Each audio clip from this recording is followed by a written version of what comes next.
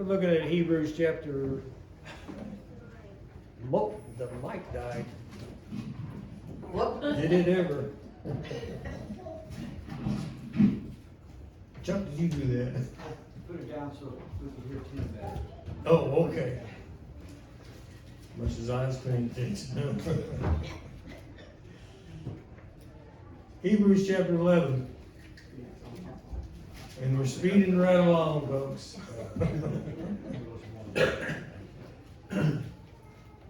going to look at verse 22 this morning. You know, the glorious thing about chapter 11 is it's all about these men of faith, and there's so much richness in them. And I realize that when the writer of Hebrews wrote this, that he didn't take time to elaborate on these individuals. But, I'm taking that time. I feel like there's more to them that needs to be said that in order to establish the importance of the one verse that he quotes about them. So Hebrews chapter 11, verse 22. By faith, Joseph, when his end was near, spoke about the exodus of the Israelites from Egypt and gave instructions concerning the burial of his bones. One of the things about Joseph that I really appreciate is, of all biblical characters, it seems like Joseph is probably more Christ-like in who he is than most. He is, in some teachings, that he is actually a type of Christ in some ways. I don't know if I go that far, but there's a lot of correlation between the two. Both were victims of lies, both were betrayed, both were elevated to the right hand of authority. Both saved their people. But who is Joseph? I know that, and I never went to this when they had it in Branson, but the Joseph's coat of many colors. If any of you went down there and saw that, it's been gone a long time ago. I guess that was when Donny Osmond. Was it Donny Osmond that was Joseph in that? Anybody know? Yeah, it was, okay. It was there for quite a few years, actually. But Joseph was the child of Rachel. Rachel only had 2 children, but Rachel is the love of Jacob's life. He worked 14 years for Rachel. You remember that? We talked about it 2 weeks ago.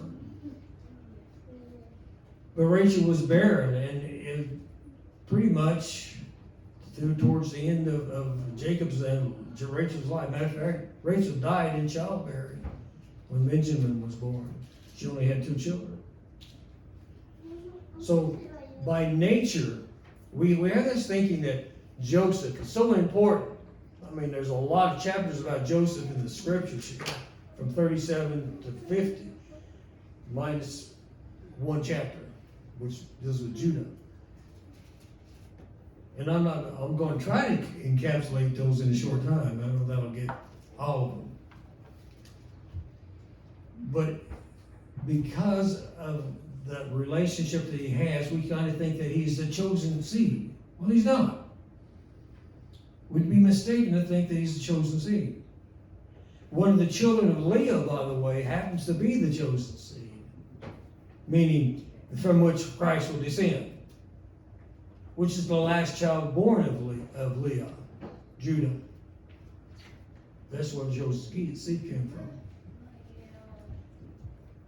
But because of the love that Jacob, or Israel now, has for Rachel, and this son, Joseph, is born.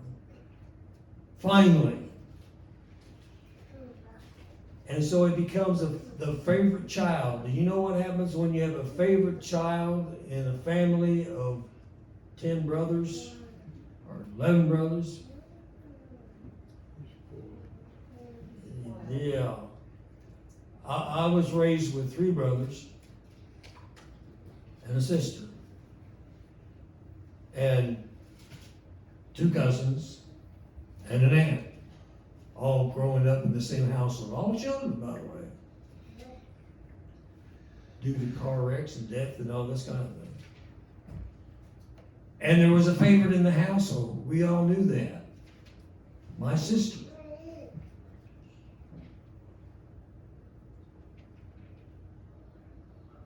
Joseph was loved greatly by Israel. But Joseph is not a man. I've had read commentaries that saying he was a little unconcerned about other people because he has a dream. And the dream he has, he tells to his brothers, gathers them around and says, listen, I want to tell you about my dream. In the dream, in that dream, he says, we were out harvesting, and my sheaf of wheat stood up in the middle of all the others, and they bowed down to it. And they all understood that. But you're trying to say that you mean we're going to have to bow down to you? Now, I think they are a little bit mad already. Because Joseph had already been given a gift by his father, the gift of the coat of many colors. I'm sure you've all heard of that one. And they were jealous. And now they're mad. Are you serious? You really think, you punk, you're going to have us bow down to you? Well, there was a second dream he has. And he comes right out and says it to his brothers and to his father. And he says, I saw the sun, the moon, and the stars all bow down to me. Oh, wait a minute. Who do you think you are? And Dad, Israel, was taken aback by it. You mean to tell me you think that your mother and I and your brothers are going to bow down to you? I'm just telling you a dream. No, I'm not. We miss that point, don't we? We understand the jealousy because of the dream, but we miss the actuality of the dream. That there is a point to it.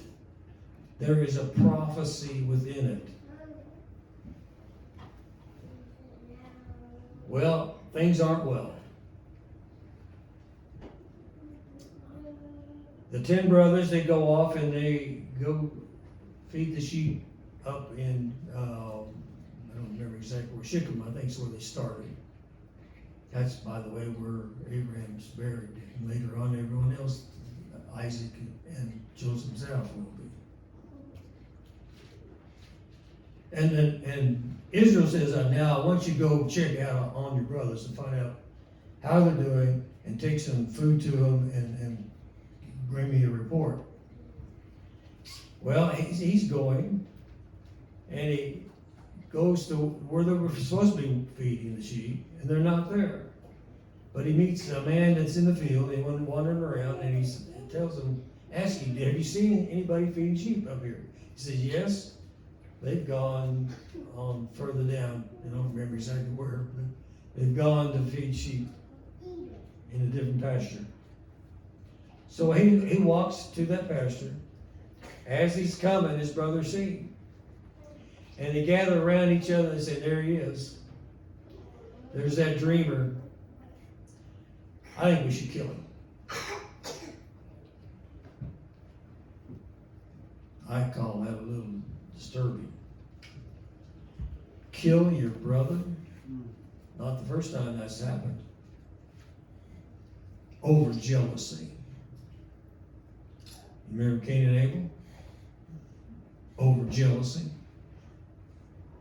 Jealousy has killed a lot of people. And when he comes, they devise a plan. We're going to take Joseph and we're going to kill him, throw him in one of these cisterns, and just Israel that he's died. We don't know what happened to him. But there's somebody in the mix. Judah. Excuse me. Firstborn child. Reuben. Reuben says, you can't kill him. He's our brother. But he agrees. Go ahead and throw him in the pit. So they throw him in the pit. But Reuben's plan is that once everything's settled down, then he'll come back later, bring him up out of the pit. But Reuben goes off. And lo and behold, Judah says, let's don't kill him. Because really that will be terrible for us to hold that sin against us. Let's sell him.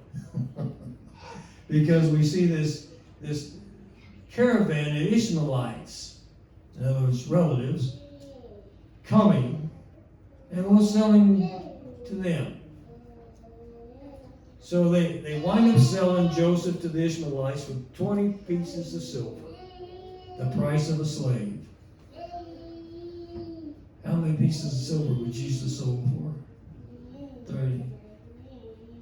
I don't recall, but Mike, was that also the price of a slave then too? I don't know. Yeah, I was going to look that up, never did. But I've got a feeling it probably was. Certainly the price of betrayal, 20 pieces rather than 30. Price of betrayal. So from the pit, he goes to Egypt with the caravan. In Egypt, he's sold to Potiphar, who happens to be the captain of the guard for Pharaoh, or the king of Egypt. And he buys him, and he puts him in charge of the household. And the household runs so well that he makes him master of the household. But there's a sneaky thing happened. Potiphar's wife has a thing for Joseph. And Joseph does all he can to avoid Potiphar, because she's always saying, come to my bedroom, come to my bedroom. But one day, the servants are all gone, and Joseph's in there, in the house, and she grabs him by the robe, says, come to my bedroom. He takes off running. It says a lot about a man. This day and age, the opportunity knocks, and too many guys, all they're trained to do is, we're going to cheat. We're going to be dishonest. But Joseph looked at things differently. He wasn't thinking, I'm going to cheat on my master. He was thinking, if I cheat on God. And I'm not going to cheat on God. It was important to him to be right before God, because by being right before God, then he became right before men.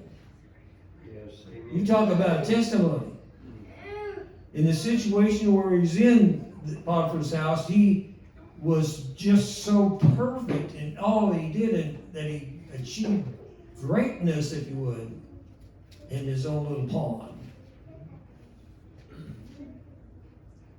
But Potiphar's wife, betrayal. You talk about a lie. She screams. And Potiphar has Joseph sent to prison. Not just any prison, but to Pharaoh's prison.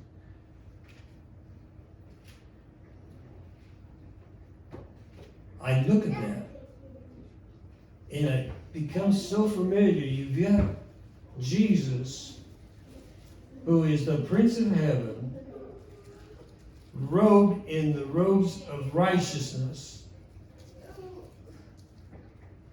taken and willingly given himself to come to this prison, this pit called earth, called man, betrayed and put in prison, just like Joseph was. But in all that Jesus did he not do it perfectly? The plan of salvation that was established from the very beginning of time, did he not execute it perfectly?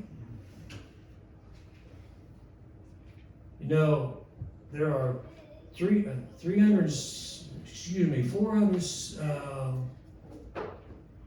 prophecies of Jesus. 357 of them have come true. Perfectly. Everything as described in the scriptures.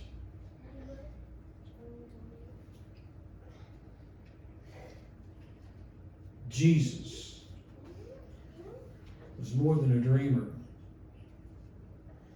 He was the reality. He became flesh, the light of the world that became flesh and dwelt among us. And we betrayed him. His own betrayed him. Sold him.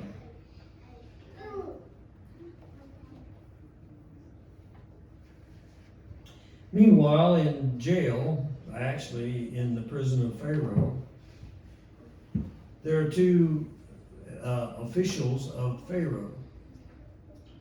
One is the cupbearer, the other one is the baker. And I don't know what happened, if they were trying to poison the king or what, but they were put in prison for something.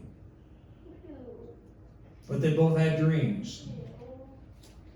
And they were looking for somebody to interpret those dreams. And Joseph, who does everything perfectly, had become pretty much the warden. He did everything. He took care of everything in the jail. Fed the people, made sure they were taken care of, medical, you name it. He took care of it perfectly. Joseph was God blessed.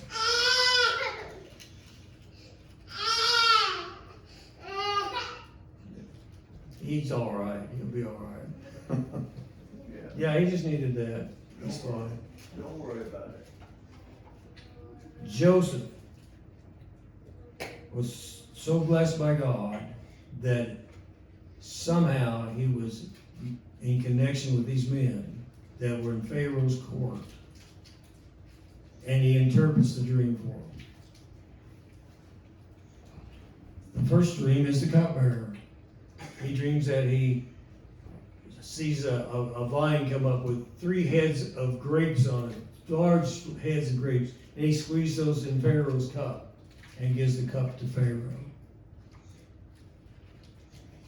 The baker, his dream is that there are 3 baskets on his head, and the birds come and they devour the food that's in the baskets. Well, what does that mean? Nobody knew except for Joseph. And Joseph says, I'm not an interpreter of dreams. These are to be revealed by God. And the revelation was, cupbearer, you'll be restored. You'll go back to Pharaoh doing your job. Baker, you will die. You will be set upon a pole. And both were, one was restored and one was killed by Pharaoh. Joseph asked a favor of the cupbearer. Would you please, whenever you go to see Pharaoh, would you ask him for mercy for me? Do something for me since I've done something for you. And he agreed. 2 years later, he did nothing. The only time he did something was when Pharaoh has a dream. Pharaoh's dream is a little different. Because Pharaoh's dream is, I saw up coming out of the Nile 7 fat cows, followed by 7 lean cows. And the 7 lean cows devoured the 7 fat cows.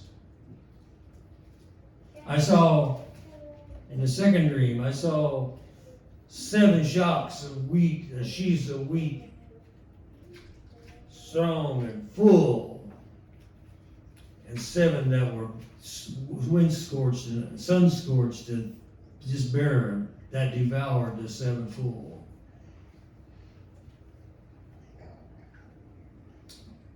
And Pharaoh says, I don't understand this dream. I will send to all my magicians and all my wise men and all the smart men I've got. And I want them to try to interpret for me. And we got no clue. We got no understanding of your dream. But it troubled him.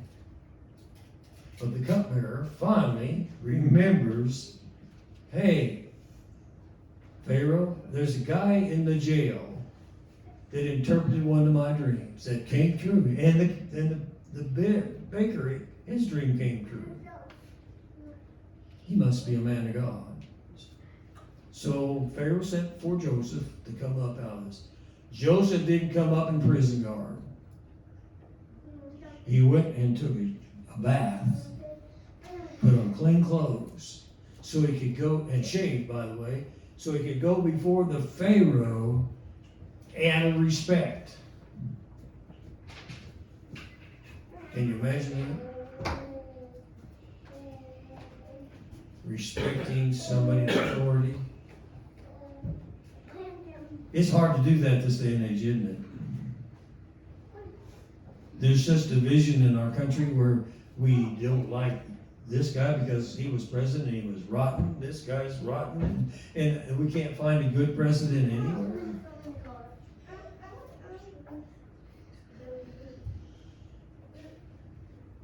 But he pulls Joseph out. And Joseph comes and he interprets the dream for him. He says, listen, you're going to have 7 years of plenty and 7 years of lean. And if you're smart, you're going to store up grain in the times of good plenty so that you'll have grain in the times of lean. So you need to set somebody in charge of getting that done. And Pharaoh says, I think the guy in charge ought to be you. So Joseph does that.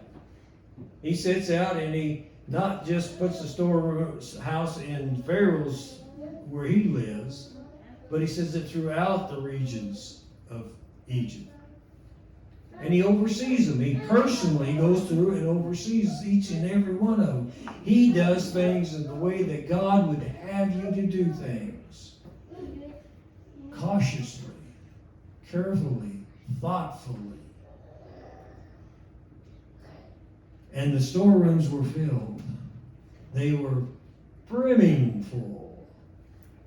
1/5 of each harvest went into each storeroom. Every storeroom in Egypt was overflowing. And then came the lean.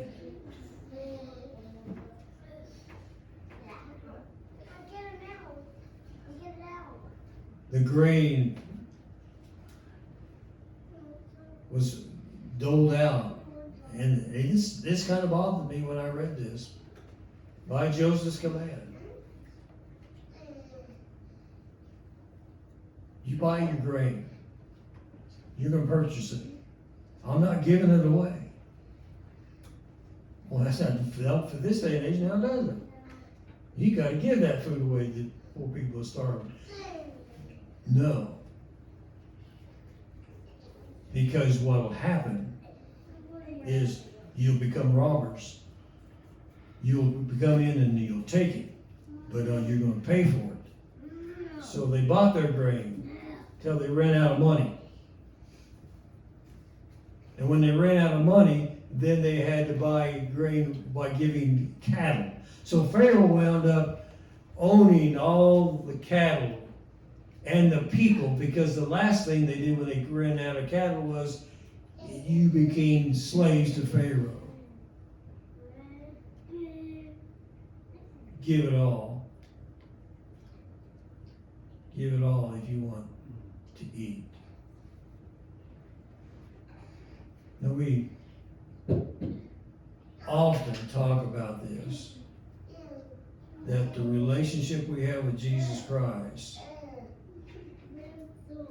isn't to be taken haphazardly. It's to give it all, to empty ourselves. And if you think your home, your car, your money, your very life is yours, you think wrongly. Because I move and I breathe and I have my being in Him. By His will and His will alone. Yeah, we may have a will, but I guarantee you it's submitted to His will. Because all He's got to do is snap a finger.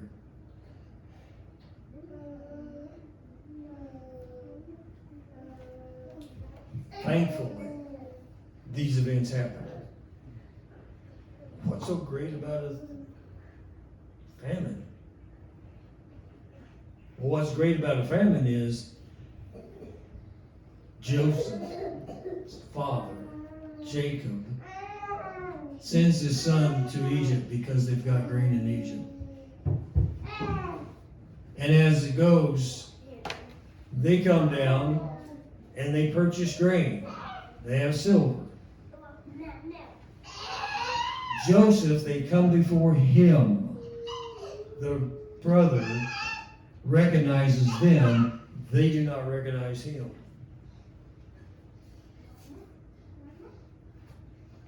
Joseph has a plan.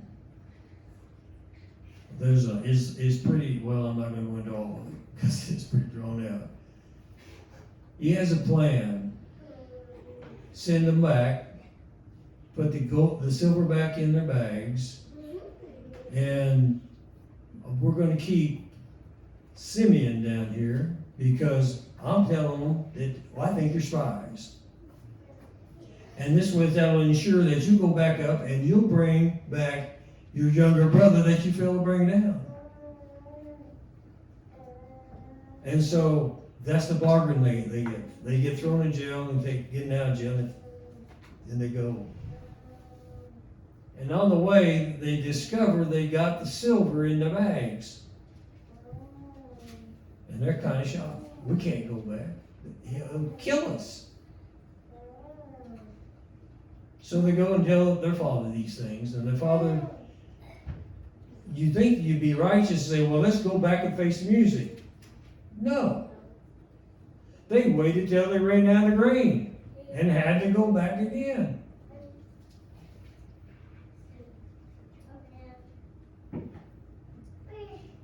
But this time they went back.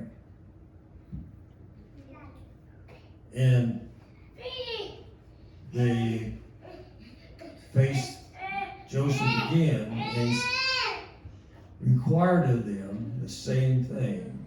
Where's my younger brother?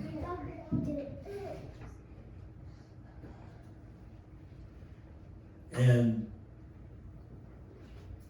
Judah says to Joseph, do not imprison us, do not kill us, do not enslave us, do not enslave my little brother, enslave me. I give my life for him.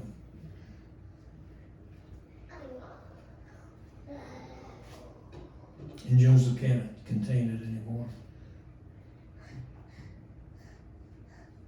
He reveals who he is. You think that would be such a joyous occasion, wouldn't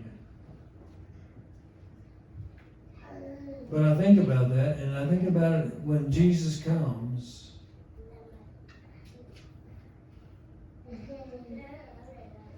What is our reaction?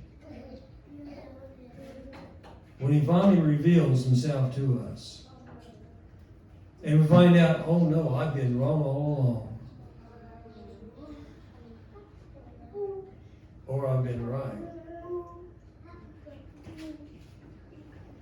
And Jesus says to you, I don't care about the doctrines you held.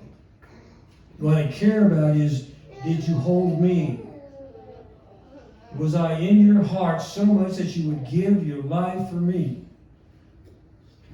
Would you become Judah and be enslaved for me?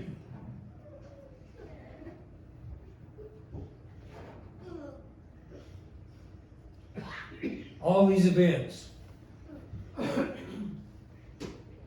were a result of bringing Jacob and the entire family and flocks of Judah, of Joseph, and of Jacob down to Egypt. In fact, Pharaoh says, when he finds out about it, he says, you take carts and you go back and get your family and bring them down. Because your dad is old. He's not going to want to walk that far. I don't want to walk that far. So they came down and lived in Egypt, in the land of Goshen. Now that was prophesied all in those two dreams of Joseph. That they would come down, and in fact, according to the scriptures, in Genesis, this is exactly what it says about that fact that they are in Egypt. Genesis 50:25. This is when Joseph is about to die. Joseph made the Israelites swear on an oath and said, God will surely come to your aid.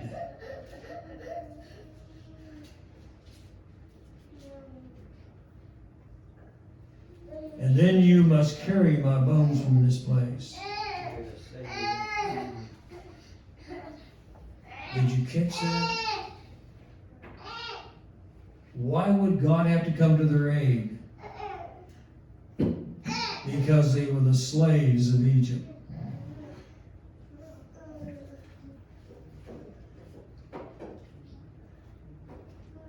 But God delivered them. Took them out. But when he took them out, many of them were still wanting to live back in Egypt.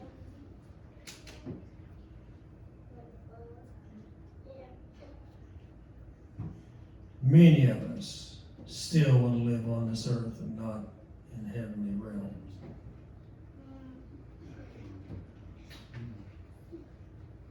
Why? Why is it that we don't have a spiritual concept of what it's like to be in the kingdom of God? You see, whenever you're in Egypt, you're void of hope. You're living in death. Do you not know that? When you were born, you were living in death. You were starving of spirit. But God provided. God provided a Passover lamb. God provided himself as a sacrifice that we would not have to live in Egypt, in this world. That we can overcome it. We are more than overcomers.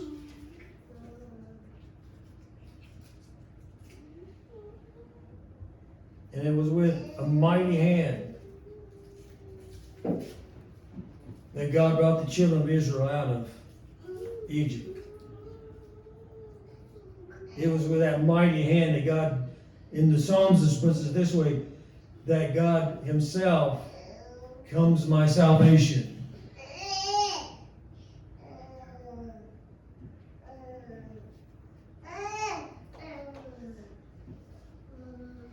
But it was by a great and final and powerful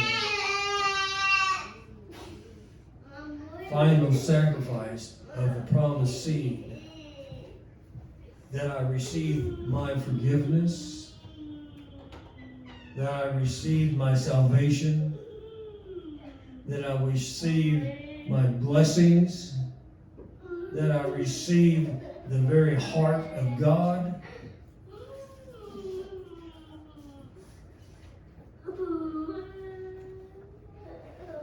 Joseph pleaded with Israel, take my bones into the promised land. Now, according to the passage, it says Joseph was embalmed and buried like an Egyptian. But the strange thing is, there's a tomb dedicated to Zephaniah, which was the name given by the Egyptians to Joseph. And that tomb has been discovered. There is nothing in that tomb. Now think about it. There's nothing in that tomb. Because he's gone to the promised land.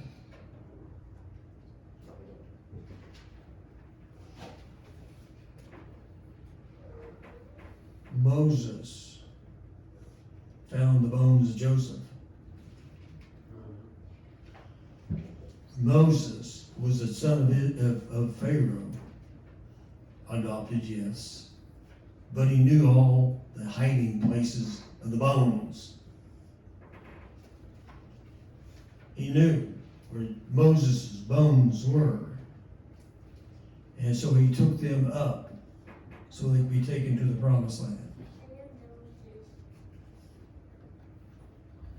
Now, what's important about the bones, because I realize that in this day and age, and people are pulverized, their bones are gone, they're cremated, and this kind of thing. It doesn't necessarily mean bones. The word bones, the root word for that is the essence of the Spirit. My bones ache.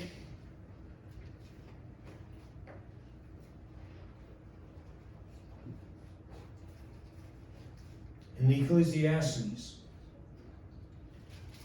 he says, the dust returns to the earth as it was, and the Spirit returns to God who gave it.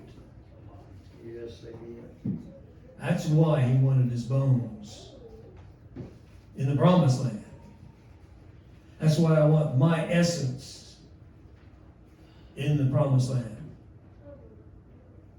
I want all that I am in the promised land. Because the promise keeper lives there. He's built a mansion. Does that mean I'm going to live in a mansion? I don't care. I do not care. I'm like David. I'd rather be a watchman on the wall than all the king of Israel. The riches of glory aren't the important thing, because the riches of glory is Jesus Christ himself. Amen. And I'm thankful that the writer of Hebrews mentions these men, because it all points to the glory that is ours and to be held. And all that's required of us, it isn't keeping doctrines, it isn't being religious, it's simply being His. Having that relationship one-on-one with Jesus Christ.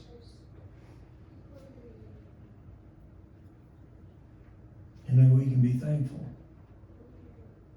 Because this guy right here, he's absolutely not perfect. that guy right there, he is perfect. And he said, I took those sins that you've committed today and tomorrow.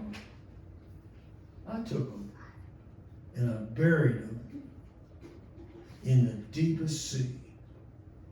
I have done away with them. I have even cleansed your conscience, if you're willing to accept it. But when you get to heaven, brother, your burdens aren't going to follow you. Your sins aren't going to follow you. I'm bringing you to the promised land where God promised you it would be everything that you ever could imagine, because you would be with God in great personal fellowship.